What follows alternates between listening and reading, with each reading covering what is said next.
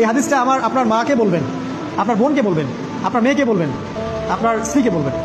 এই হাদিসটা যদি কারো হৃদয়ের মধ্যে গেঁথে যেতে পারে, তার দ্বারা অন্যায় করা সম্ভব না। একটু এই কথাটা না বললে জাস্টিস হবে না। রাসূল সাল্লাল্লাহু আলাইহি ওয়াসাল্লাম মেরাজে গিয়েছিলেন, আপনারা জানেন। তিনি মেরাজের রাতে অনেক অলৌকিক জিনিস দেখেছেন, নবীদের সাথে সাক্ষাৎ করেছেন, ইভেন আল্লাহর সাথে কথা বলেছেন, আল্লাহর নূর দেখেছেন। এই সময় সবাই তাকে হাসি মুখের সম্বর্ধনা জানিয়েছিল।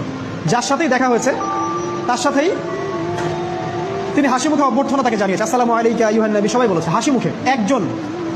একজন মালাক, একজন ফেরেশতা তাকে দেখে হাসেননি, একজন। আপনারা কি জানেন রাসূল সাল্লাল্লাহু আলাইহি ওয়াসাল্লাম অবাক হয়েছিলেন। তিনি বলেছিলেন যে ইয়া জিবরিল, ওর চেহারাটা এত গম্ভীর কেন, সে আমাকে দেখে হাসছে না কেন, তার মুখে হাসি নাই কেন? জিবরিল আমিন বলেছেন যে না মালিক, তার নাম মালিক, সূরা যুখরুফের মধ্যে আছে, তার নাম মালিক।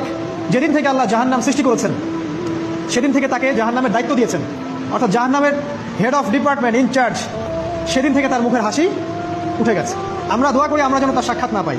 তার কাছে পারমিশন নিয়ে রাসূল সাল্লাল্লাহু আলাইহি ওয়াসাল্লাম জাহান্নামের দিকে তাকিয়েছিলেন, ভিতরে দেখেছেন কি আছে।